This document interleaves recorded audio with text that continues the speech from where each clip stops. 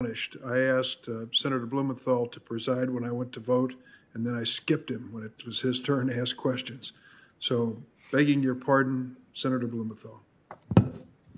Thank you so much, Senator Durbin. And again, my thanks to you for giving us the opportunity to have this extraordinarily important hearing, which is one of a series that we're going to have. The Subcommittee on the Constitution will explore more of these specific proposals like risk warrants or emergency protection orders and background checks, safe storage. Who can be against safe storage standards, and other measures that are based on common sense and fully constitutional. I want to just clarify the record on the Grassley-Cruz bill. We had a little lecture from Senator Cruz on the virtues of this bill. Actually, it has a number of poison pills. For example, it would only prohibit straw purchases if prosecutors could prove beyond a reasonable doubt that the purchaser knew that the recipient was prohibited from buying a gun or knew the person intended to use it for a crime. That is an impossible standard as opposed to the Leahy-Collins-Durbin bill, which adopts the standard of proof in 18 United States Code 922, namely reasonable cause to believe standard. That's just one example of a bill that has some good provisions, like grants of resources to states to submit records to NICS and requiring reporting on NICS records submissions and providing additional resources to investigate. We're in favor of additional resources. But the poison pills in that bill make it unacceptable. And unfortunately, it is an example of exactly that phenomenon that I raised, using deceptive and fig leaf measures as a ruse to prevent common sense effective gun violence prevention measures. We know what works from the states that have used these measures, Connecticut and California and other states that have used risk warrants to prevent suicides as well as other gun violence. So I'd like to ask Chief Spagnola, because he has really seen it firsthand.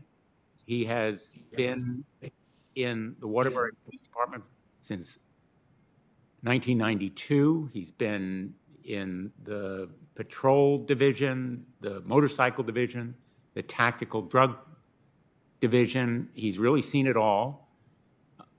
If you could tell me, Chief, what these common sense measures mean to your men and women who face these dangers every day, as did Officer Talley, who tragically lost his life, and our sympathies and condolences go out to his family and the other loved ones who have lost members of their families and friends.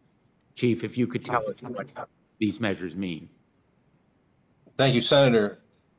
So in Connecticut, we have been pretty progressive regarding gun laws and background checks and the ability to take guns away from folks, or having folks surrender their guns that are under a protective order because of domestic violence, and then the ability for a law enforcement officer to apply for a risk warrant if a person poses harm to themselves or others.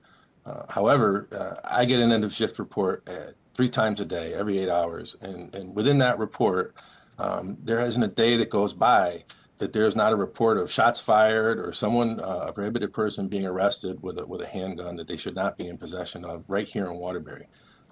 So we've taken some measures, and I shudder to think if we did not have background checks and some of these other opportunities in place here in Connecticut, how many guns would be out there and how many shootings we would be experiencing in our community.